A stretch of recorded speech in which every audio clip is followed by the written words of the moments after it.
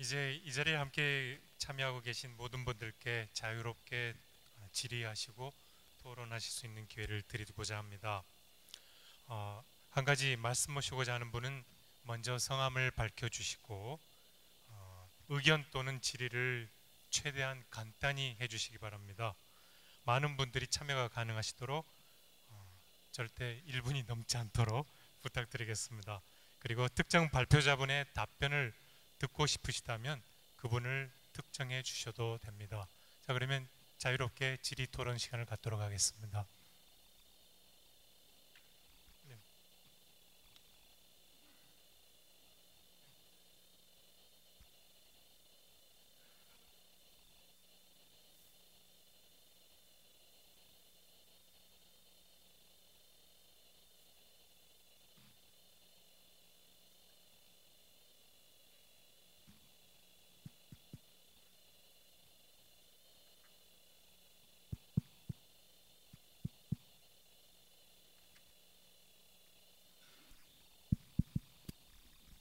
네, 안녕하십니까. 전 은퇴 장로 이민입니다. 근데 사실은 이제 얼마 전에 질의를 받았기 때문에 지금 성도 이민입니다. 짧게 얘기를 하죠. 우선 이제 제 친구 가운데는 그 부인이 목사인 친구 하나 있어요. 최근에 은퇴를 했는데 그 친구를 얼마 전에 만났더니 야 민이야, 너 장로지? 장로야. 그랬더니 야 너 내가 볼 때 목사 아내를 데리고 사는 내가 느낀 한국의 문제점 짧게 얘기할게. 얘기해봐. 그랬더니 첫째 문제는 목사가 첫째 책임은 목사에게 있고 담임 목사.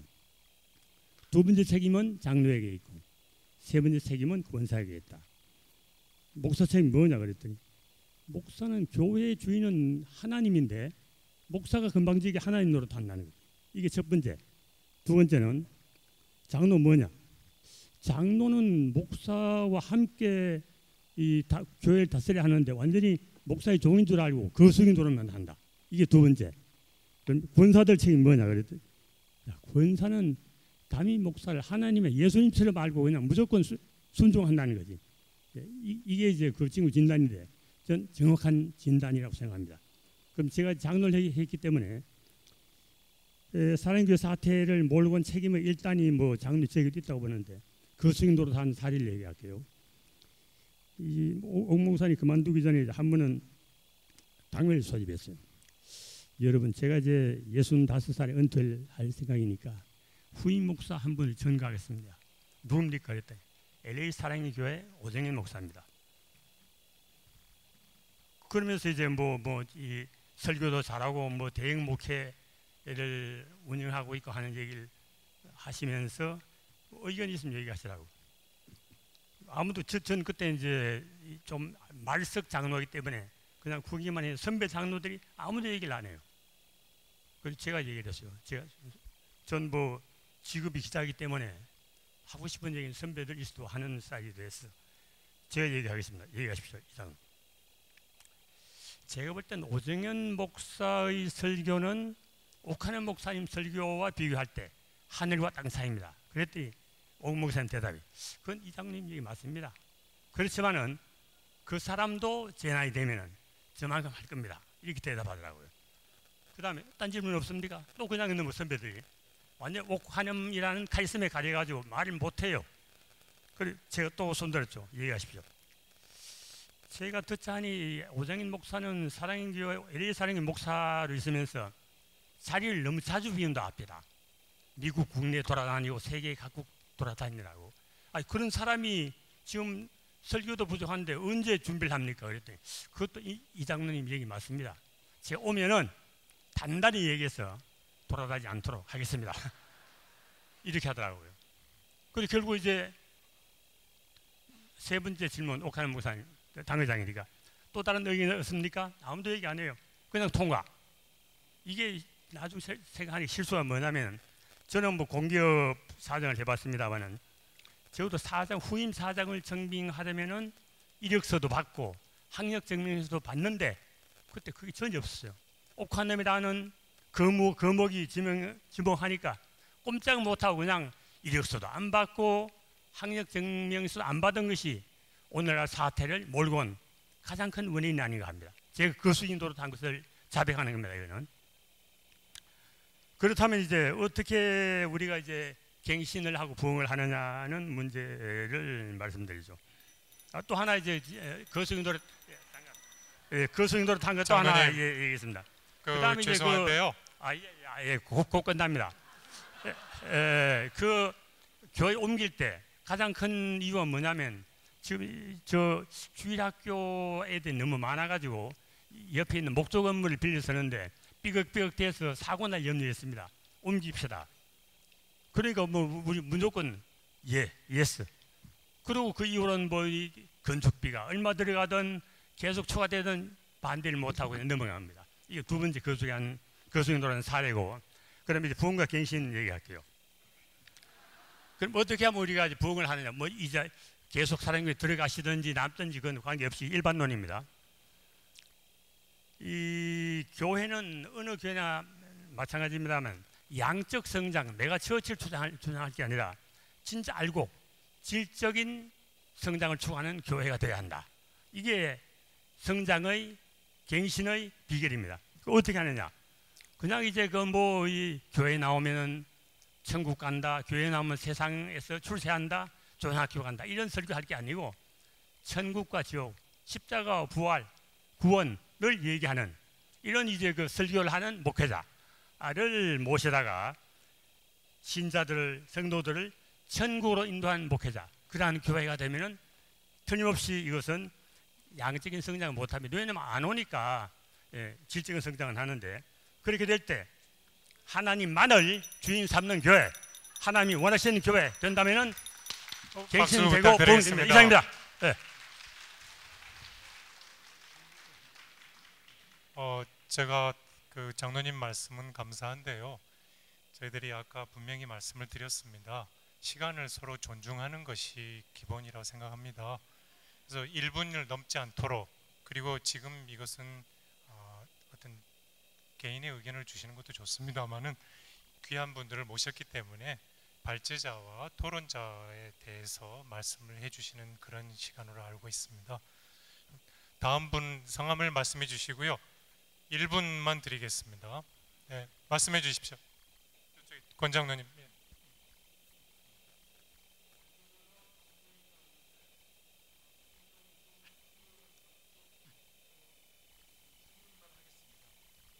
제가 모범을 좀 보여서 저희 이제 그 제왕적 그 당회 정권이나 또 거짓과 부패, 뭐 불의 이런 것들은 우리가 쉽게 해결할 수 있을 것 같아요. 기도하면서 서로 환경을 만들어서 그런 이제 그 좋지 않은 그 요소들이 우리를 이제 점령하는 것을 우리가 사실 그 잘 피해 나갈 수 있고 예방할 수 있을 것 같은데, 가장 어려운 게 이 질문은 권영경 교수님과 우리 김원배 목사님께 한번 두 분께 한번 여쭤보고 싶습니다.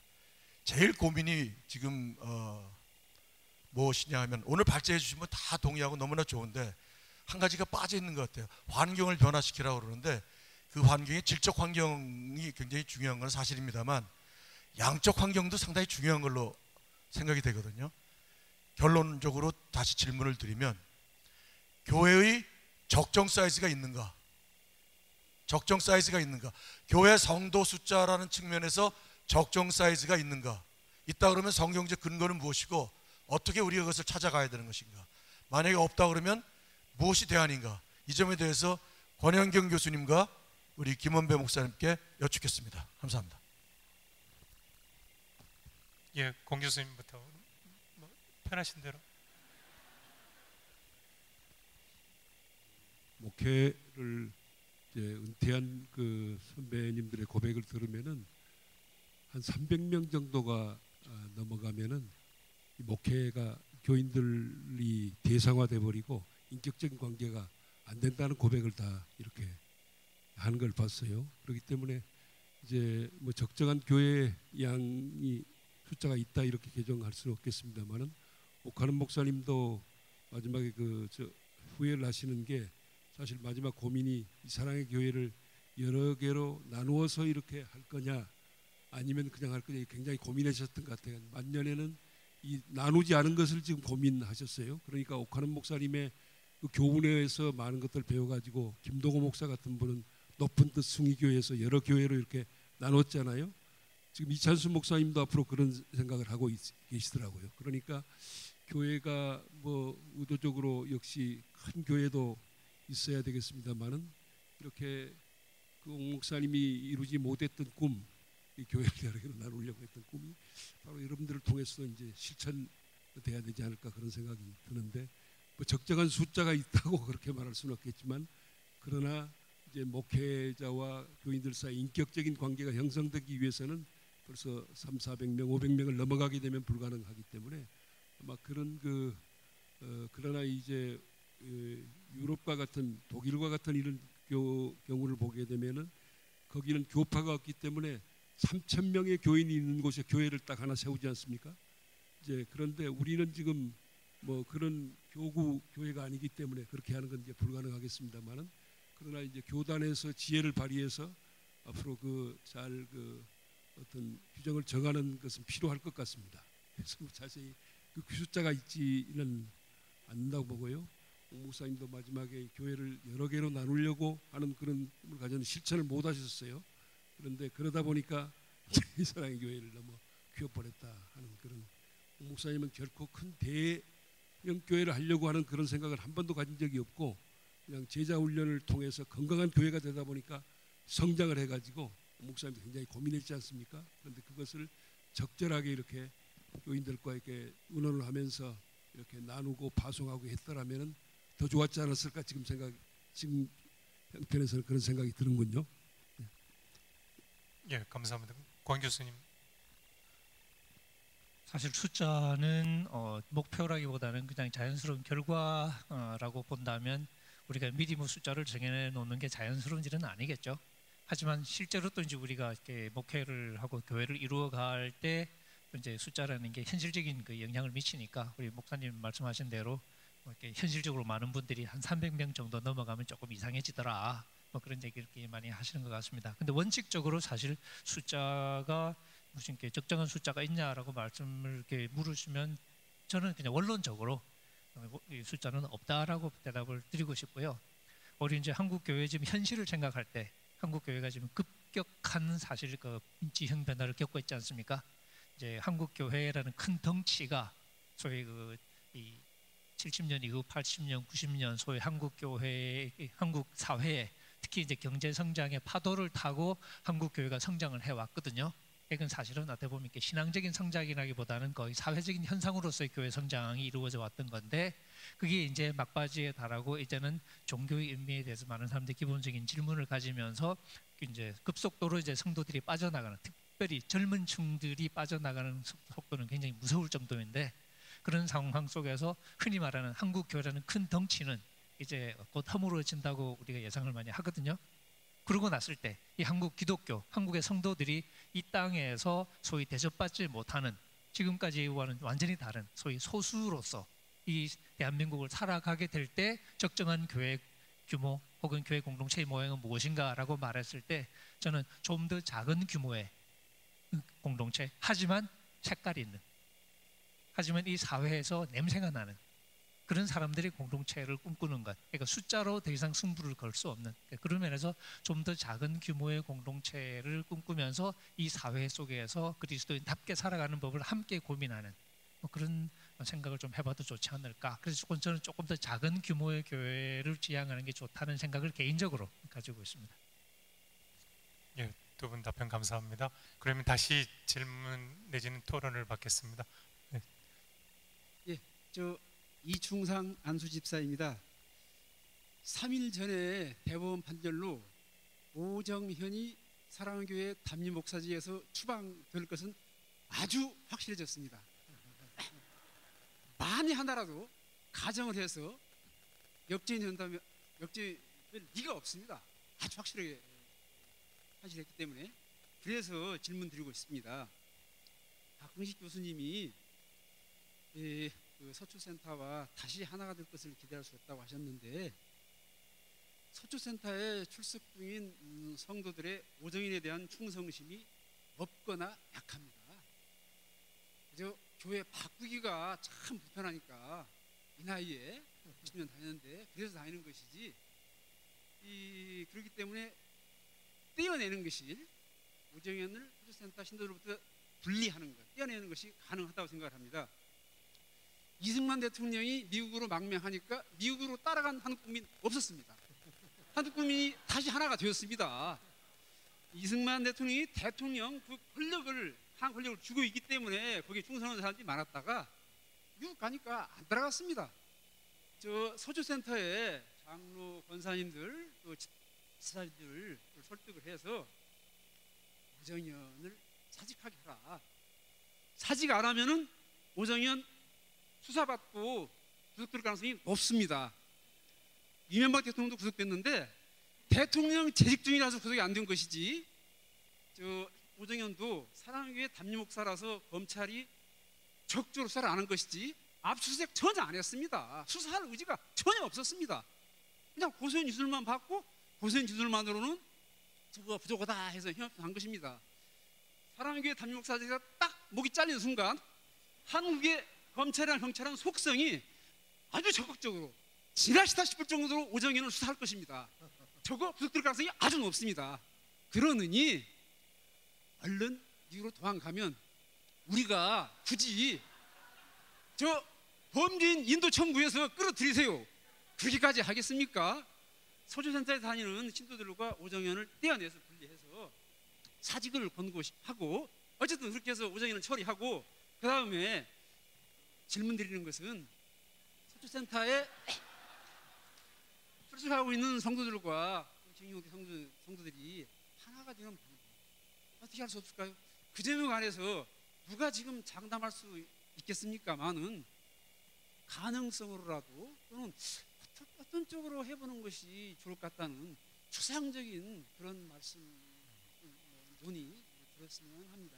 예, 집사님 감사합니다. 혹시 어떤 분께서, 이게 상당히 어려운 질문이긴 합니다만은 어떤 분께서 답변을 해주실 수 있으실까요?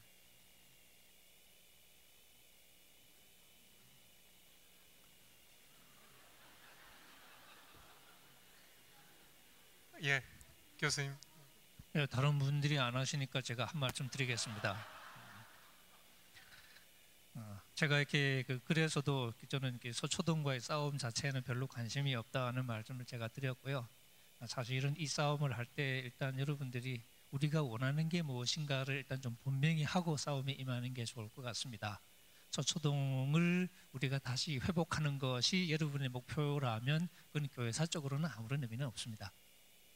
제가 이렇게 보건대 제가 이 시간 내서 이 자리에 와서 이렇게 떠들고 하는 것도 서초동과의 싸움에서 이겨라 하는 게 아니라 여러분 스스로의 영적인 탐구, 여러분 스스로의 영적인 반성, 그런 과정을 거쳐서 여러분 한 사람 한 사람이 한국 교회 갱신을 위한 기폭제가 되달라는 의미지, 이렇게 사실 다시 큰 덩치를 회복하라 그런 건 아니거든요. 근데 여기 우리 고모 선교사님 쓰신 글에도 지금까지 오정현을 따랐던 분별력 없던 성도들을 우리들과 붙이시는 성공적인 대수술을 지금 꿈꾸고 계시는 것 같은데 이건 저는 반대입니다.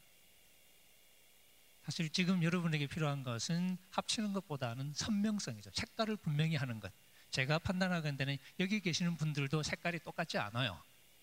어쩌면 제각각의 꿈을 꾸고 있을지 모르겠는데, 그런 면에서 저는 합치는 것이 지금 여러분의 목표가 아니라 여러분 자신의 영적인 신앙적인 색깔을 분명히 하고, 그리고 이 사회 속에서 우리가 그리스도인으로 함께 갈 수 있는 방법이 무엇인가를 함께 모색해가면서 창조적으로 흩어지는 거죠. 그것이 저는 개인적으로는 한국 교회를 두고 봤을 때 그것이 가장 창조적인 움직임이 되지 않을까, 개인적인 생각을 말씀드렸습니다. 공 교수님 말씀 감사하고요. 또 다른 박 교수님께서 말씀해 주시겠습니까? 예, 사실 잘 모르겠습니다. 저는 근데 만약에 특정 목회자를 쫓아내면 문제가 해결된다고 아마 생각하실 분들이 계실지 모르겠습니다. 근데 저도 개인적으로는 과연 그게 사랑의 사태 문제가 해결되는 종착지인가라는 생각은 굉장히 회의적이고요. 저는 오히려 이 과정을 통해서 제가 이제 짧은 글에서 말씀드린 것 핵심적인 요지는 평신도를 깨우고 제자 훈련을 했지만 과연 우리 한 사람 한 사람이 그만큼 성숙한 그리스도인으로 그리고 우리 공동체가 그만큼 성숙한 공동체로 성장했는가 하는 것이 저는 가장 큰 관심사고, 만약에 그러지 못했기 때문에 이런 사태가 왔다고 우리가 이해한다면 지금이라도 우리의 초점은 어떻게 하면 지금 이 갱신 공동체가 더 성숙한 하나님께 보시기에 아름다운 공동체가 될까 하는 데 우리의 관심을 오히려 모으는 것이 저는 본질적인 문제 해결에 가깝다고 보고요. 그 외에 현실적인 어떤 이해관계라든지 권리라든지 이런 것은 저는 굉장히 부차적인 측면이라고 생각이 듭니다. 그러니까 여전히 세상에서는 종교의 이름으로 그런 권리를 얻는데 굉장히 관심 많은 분들이 계시고요. 그리고 교회 공동체 안에도 다양한 이유에서 신앙생활하는 분들이 계시기 때문에 저는 한 공간에 있다고 해서 신앙생활이 똑같다고 보지도 않고, 그러나 한편으로 보면 과연 그 하나의 교회 공동체가 꼭 하나의 색깔만 내야 되는가 하는 것도 좀 사실 의문이기도 합니다. 왜냐하면 다양한 사람들이 있기 때문에 서로 성숙할 수 있는 도전도 되고, 그렇기 때문에 저는 교회 공동체 내의 다양성과 더불어 또 본인이 이제 성숙을 갈망하는, 그리고 다른 사람을 존중하고, 그래서 다양한 역할들이 또 주어지기 때문에 무엇보다 저희 초점은 저는 공동체가 어떻게 하면 하나님께서 보시기에 아름다운, 그리고 개신교의 정체성을 올바로 새롭게 계승하면서 성숙한 공동체가 될까, 여기에 모여지는 게 저는 바람직하고 궁극적인 해결에 가깝다고 생각이 듭니다. 그래서 현실적인 문제는 사실 저는 이미 갱신 공동체가 서초 쪽과 분리되는 순간 하나의 공동체는 아니지 않나 하는 개인적인 생각을 갖고 있고요.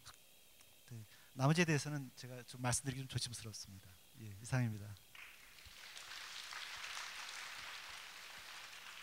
예, 감사합니다. 그러시면 다음 질문을 받도록 하겠습니다.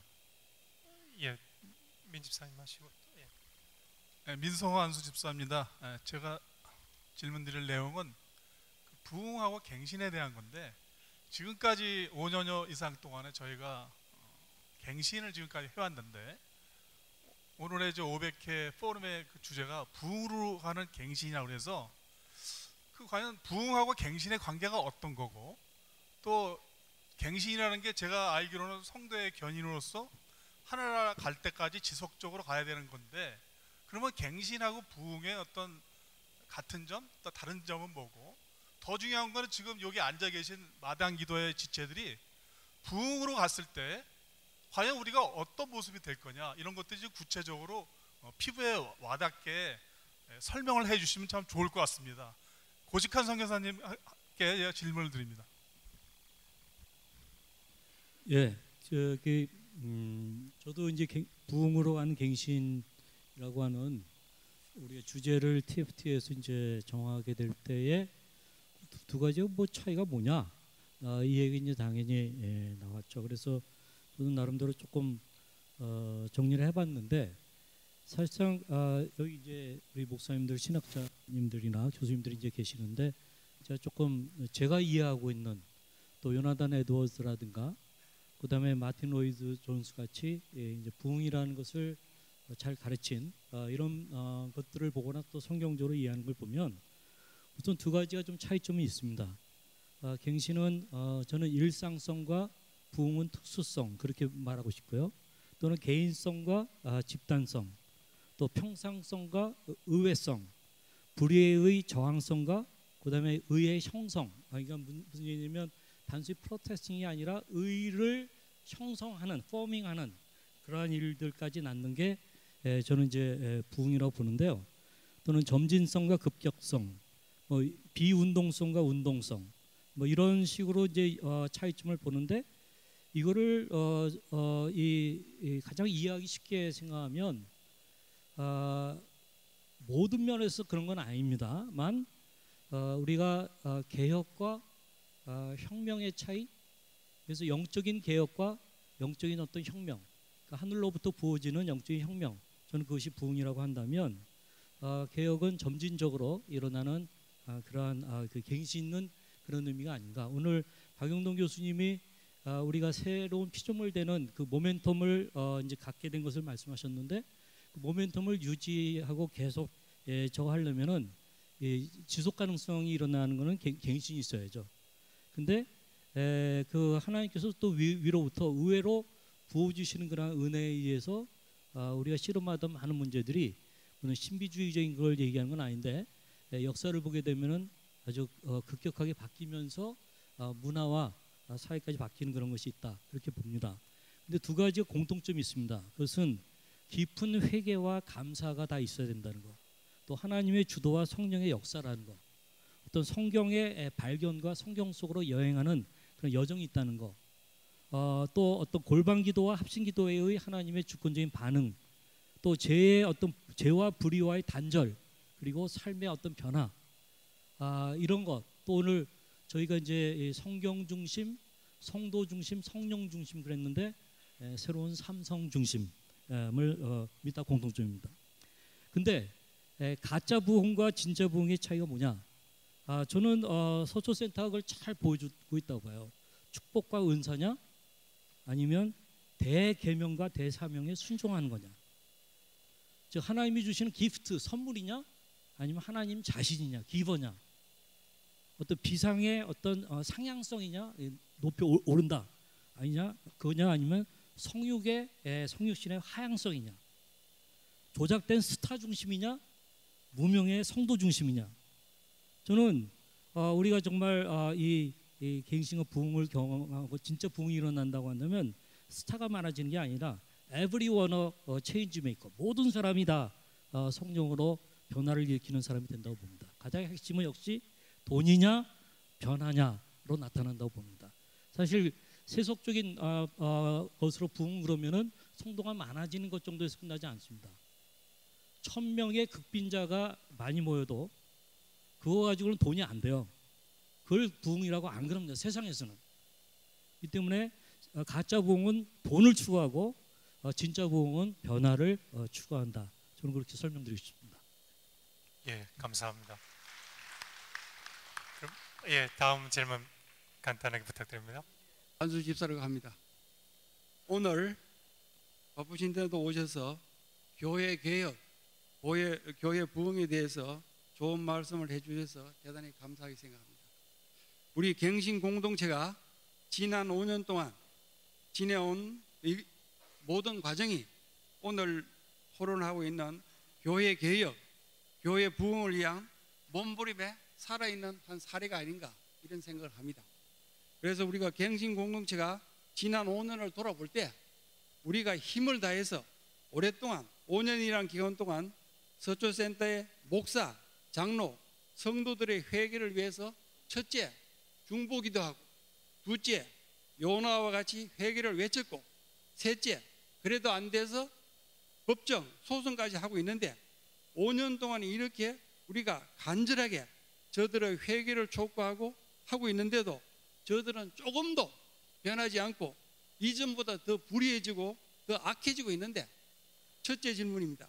우리가 무엇이 잘못돼서 저들이 이렇게 변하지 않고 있는지 여기에 대해서 생각하시는 게 있으면 말씀해 주시고, 두 번째로는 밖에서 보실 때 우리 갱신 공동체에서 아쉬웠던 점이 무엇인지, 또 희망하시고 바라고 싶은 것이 무엇인지 이것을 말씀해 주시면 감사하겠고, 세 번째로는 앞으로 우리가 500회를 오늘 지내고 내일부터 나가는 앞으로 우리 갱신 공동체가 가는 길에 있어서 무슨 사역을 어떤 방법으로 어떻게 하는 것이 제일 바람직하다고 생각하고 계시는 소견이 있으시면 말씀해 주시면 우리 갱신 공동체가 앞으로 나가는데 큰 도움이 되겠다고 생각합니다. 감사합니다. 예, 감사합니다. 질문을 많이 해주셔서 혹시 발표자분들께서 뭐 두서 순서를 꼭 정하실 필요는 없겠습니다만은 왜 이런 상황이 있음에도 불구하고 변하는 것 같지가 않을까 그런 질문을 해주셨는데 혹시 답변을 그 부분에 대해서 제가 답변하기 좀 생각을 해야 될 것 같고요. 세 번째 무슨 사역을 해야 될까 그 얘기를 하셨는데 저는 이제 이러한 그 5년의 과정을 통해서 여러분들이 새로운 사실들을 많이 이제 배우고, 아까 제가 한 형제의 얘기를 인용했습니다만은 여러분들이 지금 이 기도회를 통해서 새로운 교회에 대한 꿈과 미래가 이제 자라고 있다고 생각합니다. 그래서 제가 그 대안으로 저는 오카는 목사님의 이 개인 구원의 영성과 그다음에 강훈영 목사님의 이 애연자적 영성을 통전하는 제 3의 모델을 만들어야 된다, 그 말씀을 이제 드렸는데요. 제가 인생에서 두 거인을 만났는데, 제가 젊은 시절에는 이제 강훈영 목사님하고 이렇게 하면서, 예를 들면 70년대 우리가 중간 매개 집단 그런 교육이 있었는데요. 그것은 한국 사회 민주화를 위한 그 지도자들을 양성하는 그런 교육에 제가 참여를 했는데, 이제 그 교육이 가지고 있는, 그러니까 이 한국 사회의 구조를 바꿈으로써 이 새로운 역사를 만들려고 하는 그런 데 뛰어들었는데, 문제는 거기에는 이제 크리스찬 아이덴티티가 약해요. 그러니까 그때 예수 그리스도 안에서 거듭나기도 전에 사람들을 파송 보냈기 때문에 이제 참여와 파티시페이션, 세큘라리제이션, 죄 짓는 일만 아니면은 사회 속에 들어가서 누룩처럼 이 세상을 변화시켜야 된다 했는데, 보니까 예수님이 없이 나가버렸거든요. 이제 거기에 문제가 있어요, 정체성에. 오카른 목사님 이제 경우는 예수 그리스도 안에서 제자 훈련을 통해서 온전한 사람으로 거듭나지 않습니까? 거듭났는데 이 지도자들은 교회를 위한 좋은 일꾼들은 되는데, 이 예수 그리스도와 함께 세상 속으로 나아가서 이 사회 구조를 변화시키는 메커니즘, 거기까지는 가지 못했단 말입니다. 그러니까 저는 이 장점과 단점을 통전해서 제3의 이제 제자 훈련 그 모델을 만들어야 된다, 저는 그런 생각을 가지고 있는데, 옥 목사님 돌아가신 이후에 저희가 연세대학에서 세미나를 했는데, 제가 그런 제안을 하니까 어떻게 할 거요? 그렇게 묻더라고요. 그래서 제가 얘기하기를, 먼저 이 오카른 목사님이 발전시킨 제자 훈련의 파라다임을 통해서 예수 그리스도 안에서 거듭난 새로운 사람들을 만들고, 그 다음에 그 다음 단계 이 정치, 경제, 문화, 현실, 이것을 이제 바라보게 하는 그런 교육 단계로 또 한 단계 더 나아가서 이제 예수 그리스도의 정체성을 가지고 이 하나님 나라 운동을 만들어갈 수 있는 그런 새로운 그 지도력들을, 병신도들을 길러내야 된다 하는 생각을 가지고 있는데, 저는 우리 갱신 공동체가 이제 해야 될 일이 바로 그 방향으로 가야 된다고 생각합니다, 앞으로. 그래서 그런 일들을 만들어 가는데, 그래서 저는 그런 제안을 하고 있습니다. 제가 지금 옥 목사님 가까이 계셨던 우리 지금 이찬수 목사님이라든지 김명호 목사님, 이런 분들한테 우선 지금 은보재단이라고 하는 큰 우산을 만들고 그 밑에서 제자훈련 모든 이런 중요한 과제들을, 한국교회 연합 문제라든지 이런 것들을 실천해 가도록 지금 하기 위해서 제가 그런 제안을 해가지고 우리가 지금 고민을 하고 있습니다. 예를 들면 우리 강남 공동체가 그 일의 주역이 될 수 있는 것이죠. 그래서 그런 새로운 교회의 모델을 만드는 일을 위해서 함께 동역하고, 나는 그런 일들을 지금 우리 강남 공동체가 기독 공동체 하도록 하나님의 부르심을 받고 있다고 저는 그렇게 생각을 합니다. 제3의 제자훈련의 모델을 만들고, 또 그런 교회를 여러분들이 한번 실천에 옮기시고, 그런 또 오카는 목사님과 같은 분은 저를 이제 제가 한목협 그 일을 할 때 저희가 여론조사를 하게 되면요, 한경림 목사 이후로 가장 존경받는 목사님이 누구냐 하면은 이제 거의 오카는 목사님이 나옵니다. 옥 목사님이 비록 후임자를 선정하는 데 있어서 이제 그런 오류를 범한 것으로 우리가 생각도 됩니다만은, 오카는 목사님과 같은 이런 지도자는 역사 속에서 이제 다시 태어나지 않습니다. 저분은 이제 한국 교회를 개혁하고 새롭게 하려고 하면은 저는 옥 목사님에게서부터 출발할 수밖에 없다고 생각해요. 그래서 은보재단을 만들고 그 우산 아래서 많은 일들을 할 수 있는 그런 우리가 해야 될 과제가 있다고 생각을 해서, 저는 지금 그 일을 하기 위해서 이찬수 목사님도 설득하고 김명호 목사 설득하고 지금 하면서 예수 광인의 모임을 만들어서 우리가 모여서 지금 지난 그 모임에서 논의를 하고 지금 계속 그 토론 중에 있는데, 이찬수 목사님한테 너무 짐을 많이 지울 것 같은 이 목사님이 고민을 많이 하는데요. 우리 강남 이 예배 공동체가 바로 그 일을, 아까 여기 기념관도 만들자 그 얘기 하셨는데, 이제 그 일을 나는 여러분들이 충분히 해갈 수 있다고 생각합니다. 예, 감사합니다. 혹시 다른 분께서 덧붙이실 말씀 안 계시면은 이제 시간이 이제 본래 저 3시 반 전에는 끝내려고 했었습니다. 근데 워낙 열기가 있으셔서 뜨거워서 한두 분만 더 받고 그 다음에 아쉽지만 오늘 발표해 주신 분들께서 오늘 전체적인 그 토론이나 발표 과정에서 꼭 강조하시고 싶은 내용들을 1분씩만 마지막 저 끝으로 기회를 드리도록 하겠습니다. 그럼 먼저 질문을 한두 분만 더 받고 마무리 짓겠습니다. 예. 그러면은 우선권을 좀 드리도록 하겠습니다. 예.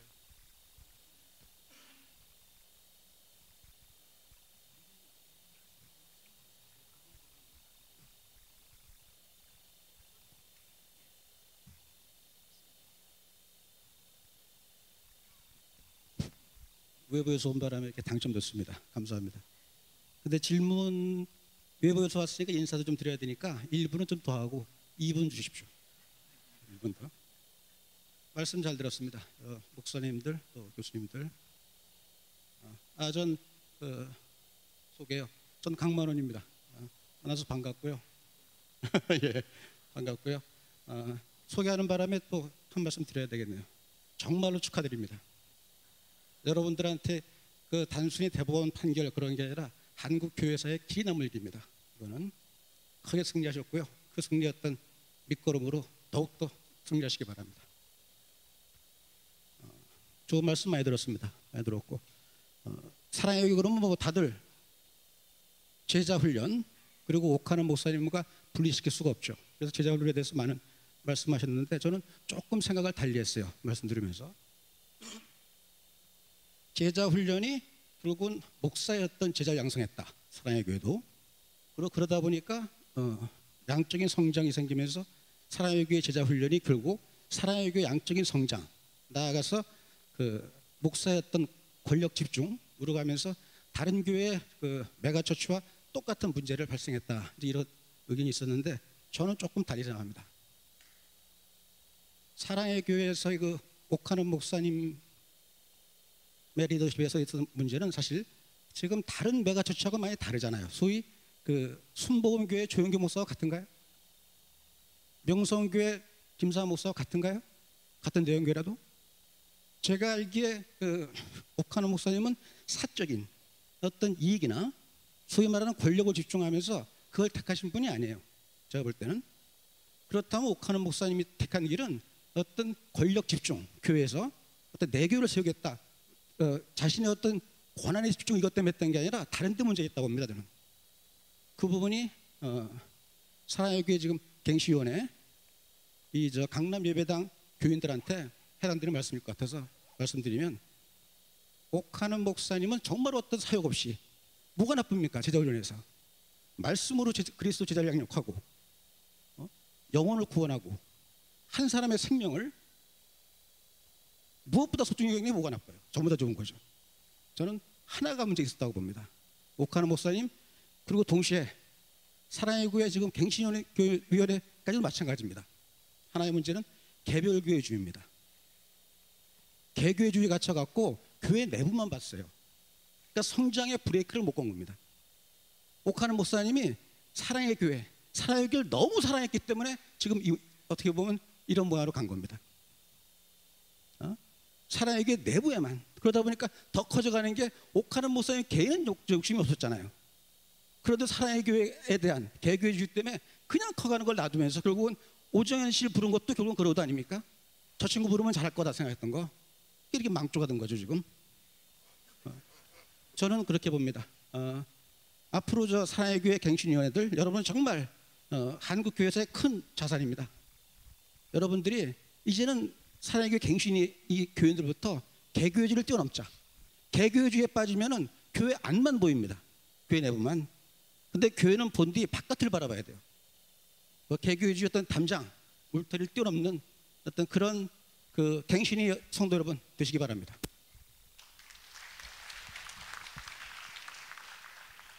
그러시면은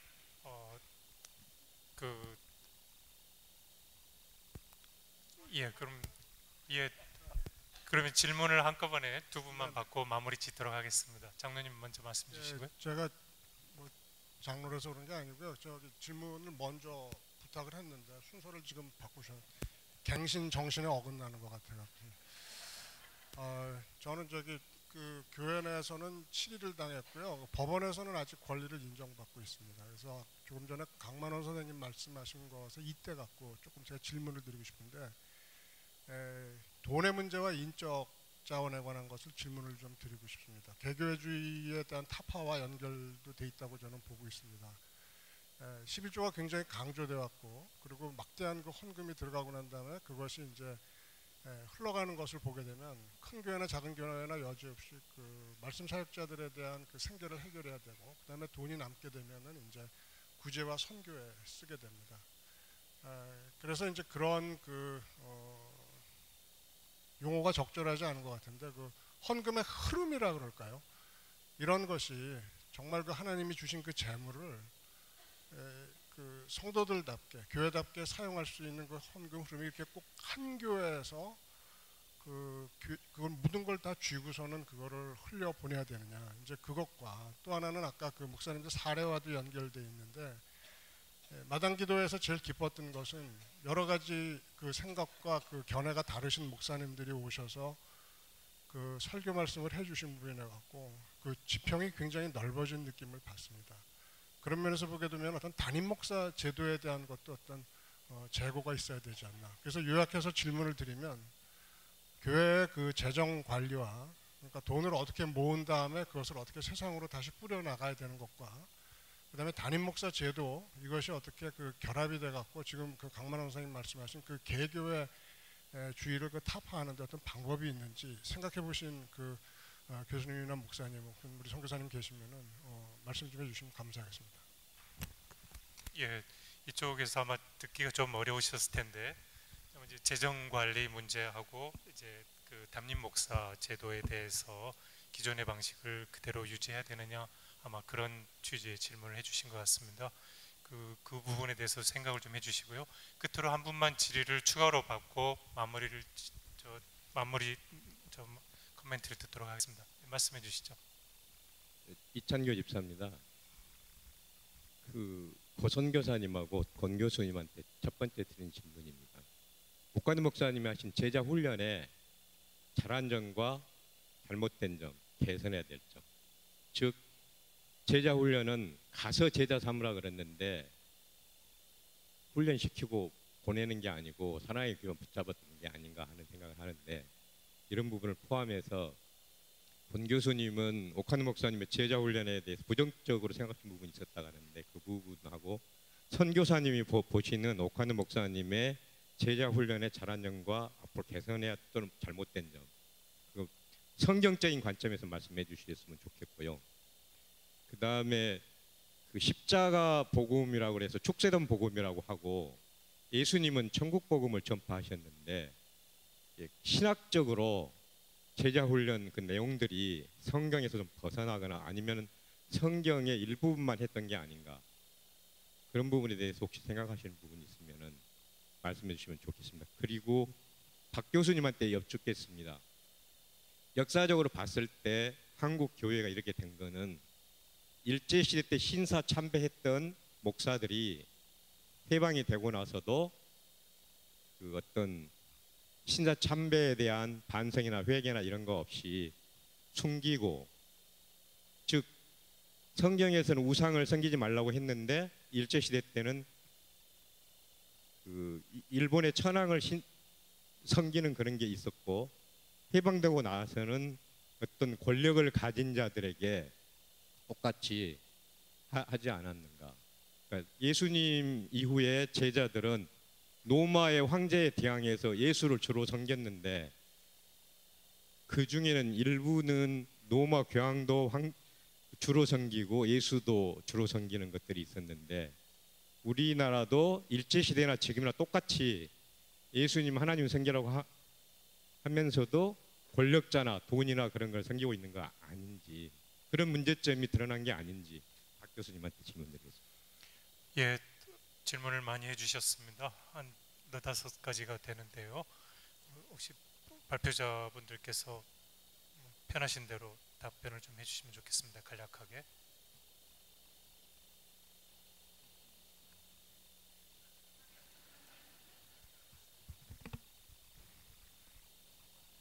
예, 뭐 그냥 예. 다 하실 필요는 없고요. 예. 예, 제자 훈련 관련해서 저한테 질문을 하셨는 게 맞죠? 예. 예, 뭐 안 해도 될 얘기를 제가 해가지고 괜히 질문을 받는 것 같은데, 저는 사실은 그 옥하누 목사님의 제자 훈련에 대해서 불만이 있다는 생각보다 조금 더 근본적으로 제자 훈련이 교회 예배당 안에서 이루어질 수 있다는 발상 자체에 대해서 반대합니다. 우리가 교회에서 많이 배울 수 있습니다. 말씀도 배우고 여러 가지를 배울 수 있는데, 우리가 생각하는 건강한 그리스도인을 키우는 소위 영적인 신앙적인 근육을 훈련하는 것은 실제 밖에서 우리가 세상 살면서 이루어지는 일이지 예배당 안에서 이루어지는 아니라고 생각하고요. 그러면서 교회의 역할은 조금 더 구체적으로 세부적, 조금 더 이제 원론적으로 재정이 될 필요가 있지 않나, 그런 생각을 좀 개인적으로 하고 있고, 그러면서 제자훈련의 많은 내용은 사실은 실제로 이 세상에서 이 성도들이 세상과 맞서는 법, 예를 들면 악의 구조에 맞서서 그리스도인답게 살아가는 법, 권력을 쥐고서 권력을 안 부리고 그리스도인답게 살아가는 법, 돈을 가지고서도 그 돈을 세속적으로 울리지 않고 그리스도인답게 살아가는 법, 뭐 여러 가지 고민들이 많겠죠. 이 증권 관련된 사고도 크게 있었는데 그런 일을 보면 또 우리가 고민을 할 테고, 그런 여러 가지 면에서 그리스도인답게 이 세상에 살아간다는 게 무슨 의미인가를 생각하고 그 답을 찾아내고 그럴 수 있는 능력이 결국 제자의 능력인데, 그런 것들은 예배당 안에서 길러지는 건 저는 아니라고 생각합니다. 그런 점에서 제가 이제 근본적인 질문이 있어서 드리는 말씀입니다. 그러면 제가 드릴 대답은 다 드린 셈인가요? 예, 다른 분도 또 말씀하셔야 되니까 이만하겠습니다. 감사합니다.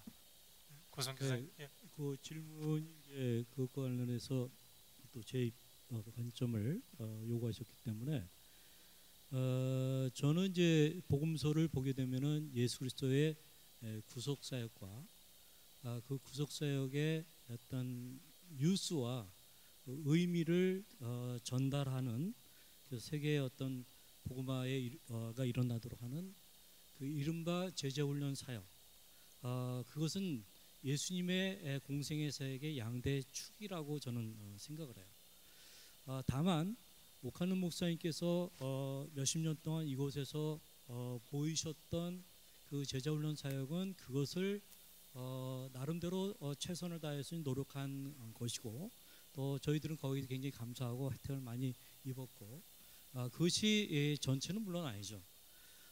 또 그런 메커니즘으로 해야 된다는 것도 꼭 아니죠. 그러나 아까 우리 권 교수님의 에베소 4장에 대한 걸 잘 파헤쳐 주셨는데, 거기에 지도자라고 하는 그 역할들이 해야 될 일이 성도를 구비시키는 그런 일이거든요.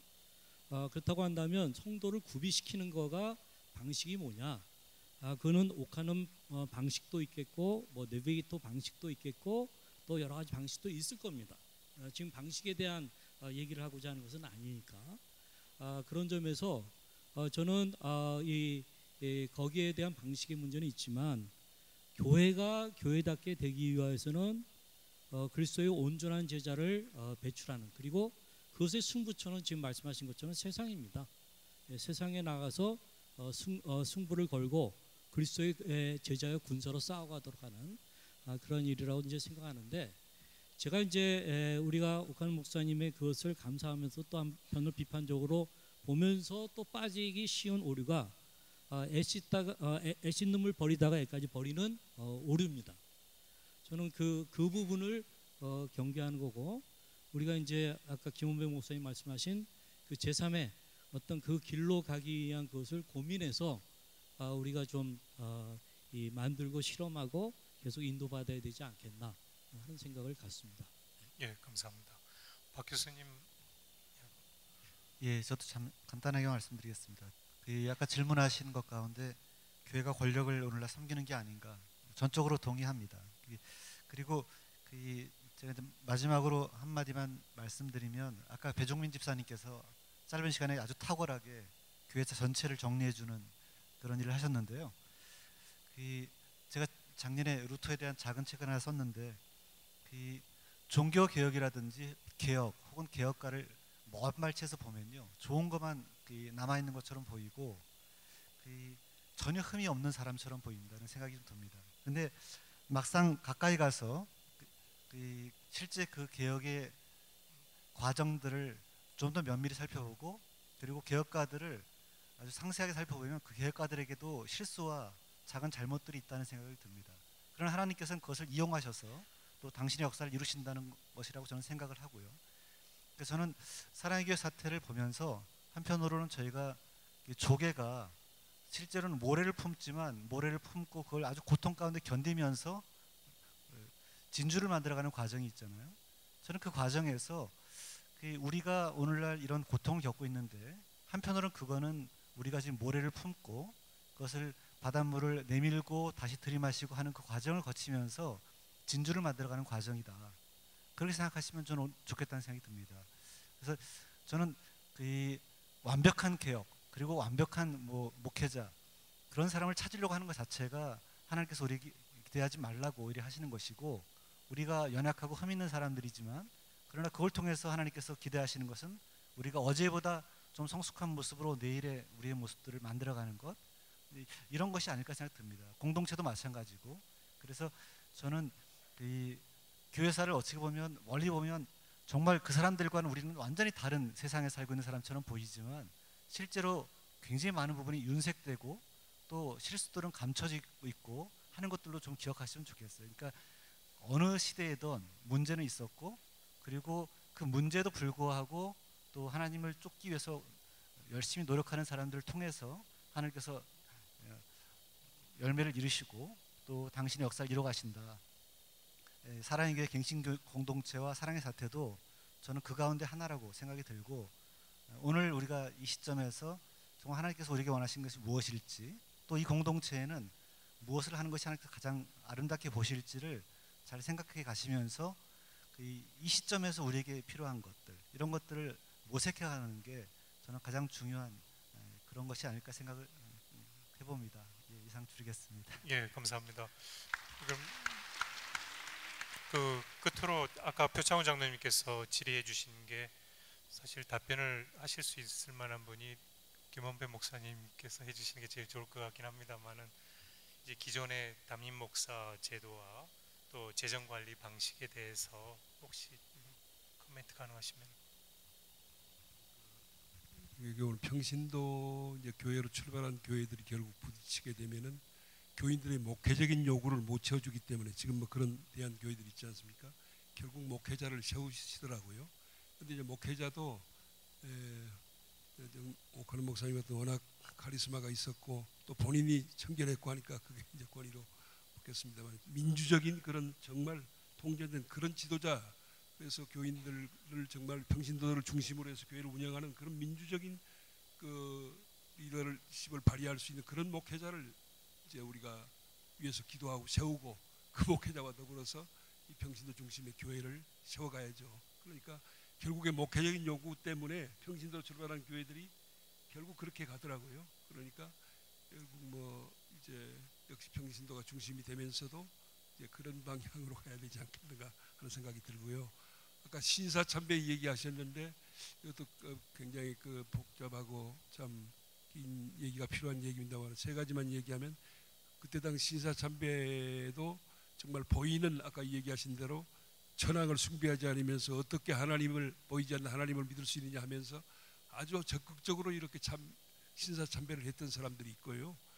이제 또 두 번째 부류는 그냥 현 속세서 나서 은둔해 버리는 분들도 있었고 세 번째 이제 부류는 정말 교회를 지키기 위해서 어쩔 수 없이 이제 그 현실 속에서 고통을 겪으면서 이제 그 교회를 유지하고 이렇게 해갔던 분들을 구별을 해야 되지 않느냐 이제 그런 생각이 물론 적극적으로 이제 그 예언 순교를 하는 그런 이제 길도 있었습니다만은 그런 어려움이 있었다는 사실을 우리가 구분해서 봐야 되지 않겠는가 생각을 합니다. 그래서 황정직 목사님 같은 분도 정말 어쩔 수 없는 이제 그런 환경 속에서 신사참배를 이제 하지 않을 수 없었기 때문에 그분도 나중에 재체 고백을 하지 않았습니까?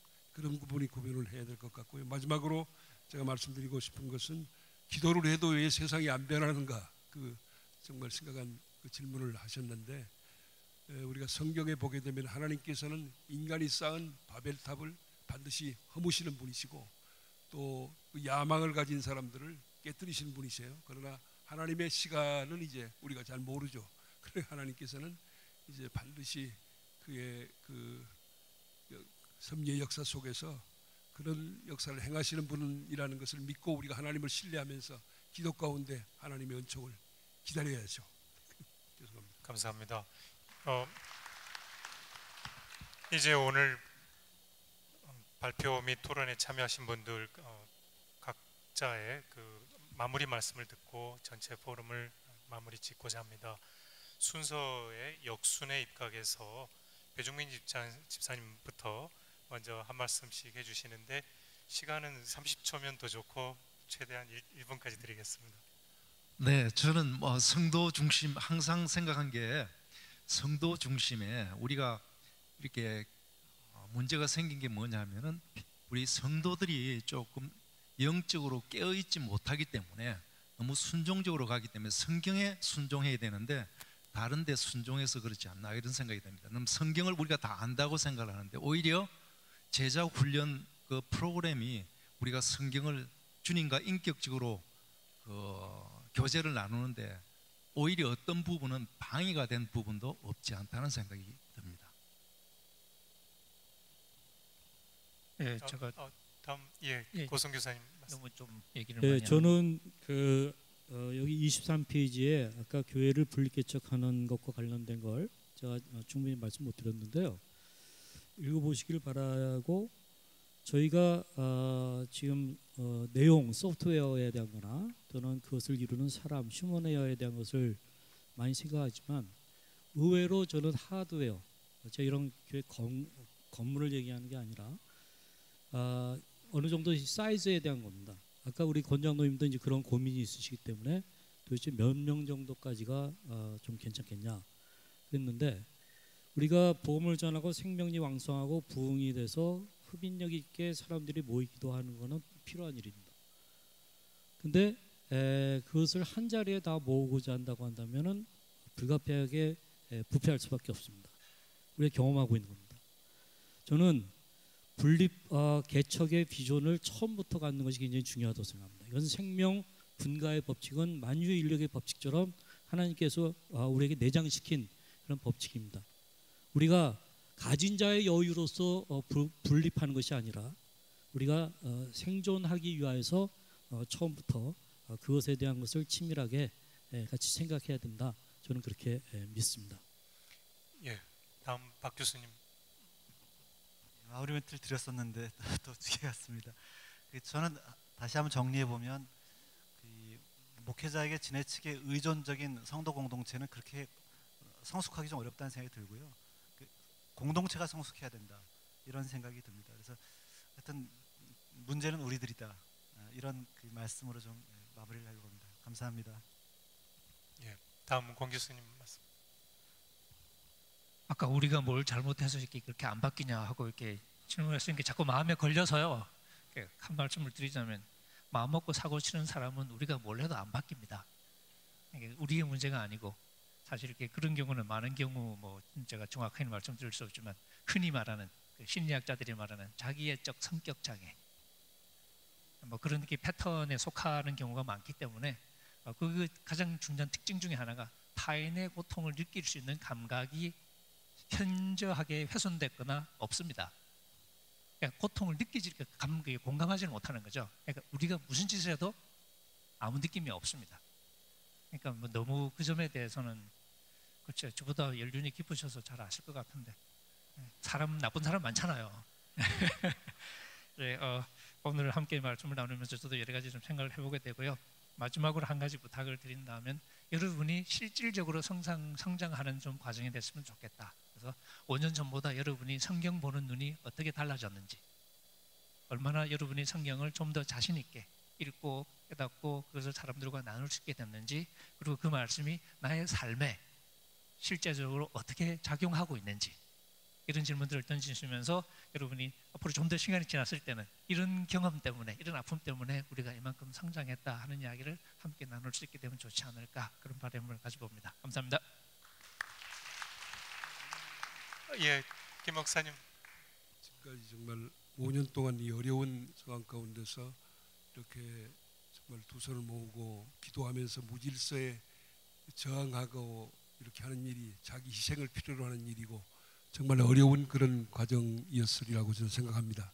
이제 앞으로 남아 있는 여정도 많은 어려움이 있을 텐데 그동안 이 5년 동안에 이 기도회를 통해서 얻은 영감과 그 교훈들을 잘 살려서 또 앞으로 남아 있는 그 믿음의 여정도 정말 그 약속의 땅으로 들어가실 때까지 인내하고 참으시면서 이렇게 정말 기도 가운데 앞으로 나아가시길 바랍니다. 하나님께서 반드시 여러분과 함께 하십니다. 임마누엘. 예, 감사합니다. 오늘 포럼은 많은 분들의 기도와 성원으로 가능하였습니다. 포럼 기획에서부터 준비까지 또 모든 것을 총괄해 주시고 애써주신 이모 권사님, 그리고 실제 이러한 포럼이 가능하도록 애써주신 김모 남매 분들께도 특별히 감사를 드립니다. 그리고 또 필요한 질문들을 해주시고 또 논의를 알차게 해주신 질문자분들께도 고마운 마음을 전합니다. 무엇보다도 보이지 않는 곳에서 애써주신 많은 분들과 이 자리에 참석하여서 갱신 공동체의 부흥을 위하여 그리고 미래를 위하여 함께 기도하고 마음을 합쳐주신 모든 성도분들께 감사의 말씀을 드립니다.